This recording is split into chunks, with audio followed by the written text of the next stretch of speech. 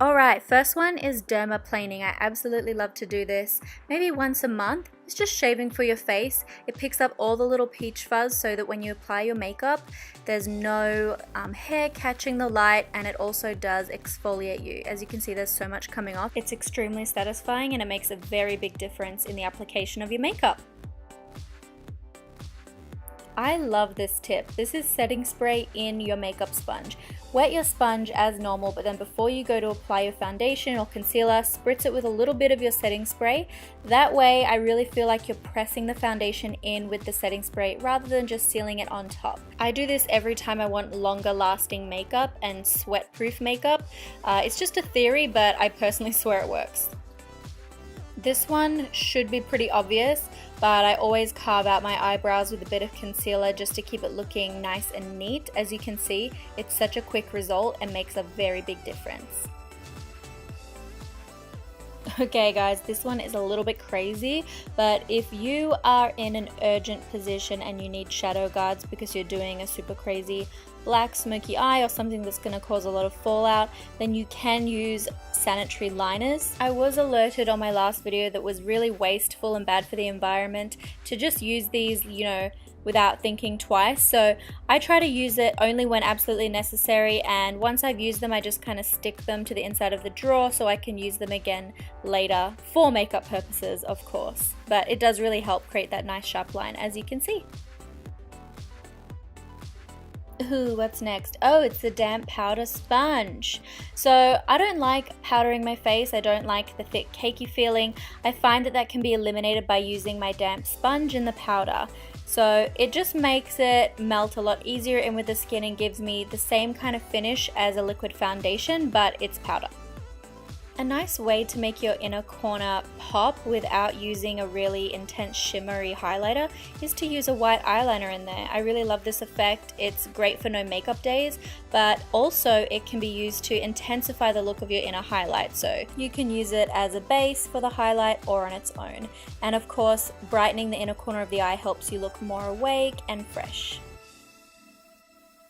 Highlighting the vermilion border of your lips, which is kind of the ridge of your lips where your lip skin meets your facial skin, can really help to make a more youthful look to your lips and face. It can give the illusion of a more defined border to your lips, which is useful for people with lip injections because often that border is diminished. Using an angle brush to apply your lipstick is one of the best hacks I could possibly give you, especially if you love to wear bright lips, guys. The corners and the angles allow you to get into the little nooks and crannies of your lips that you didn't even know that you had. As you can see, it creates extremely straight lines, way better than a lip brush. I don't even know why lip brushes are little paddle shaped. I can get the corner of my lips perfectly and the Cupid's bow angles so well. I've never been big on curling my lashes, but someone told me about this tip and it's awesome. Next time you're blow drying your hair, why not blow dry your eyelashes up? The heat helps it stay longer and it's safe on eyelash extensions too.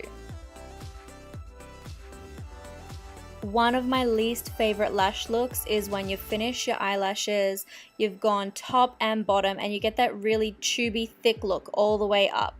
I'm not a big fan. I like my lashes to still look kind of natural, and I think lashes that are too big can look a bit crazy. So I like to just take a spoolie just through the ends just to taper out the lashes so they have a natural finish and a natural taper.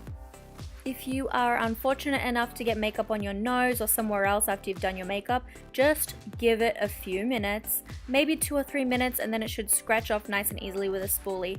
This works for every mascara I have except for Benefit Roller Lash. I don't know why. Typically, I have 2 options when it comes to my ponytail. I either have a really limp, sad looking ponytail like this, or I tease the shit out of it and get some damage in the process. Until I tried putting one of my trusty alligator clips underneath the ponytail and flipping my hair back over it. It works instantly and I don't have to spend a lot of time teasing and causing damage and using a lot of product. Sometimes I overblend my contour and it's not really doing its job anymore. So I'll just take a banana powder and you can really carefully carve out those contour lines again, whether it be on your jaw, on your nose, wherever it is you're contouring, and then blend it out with a brush. It helps you get those angles back again and keep everything neat and tidy.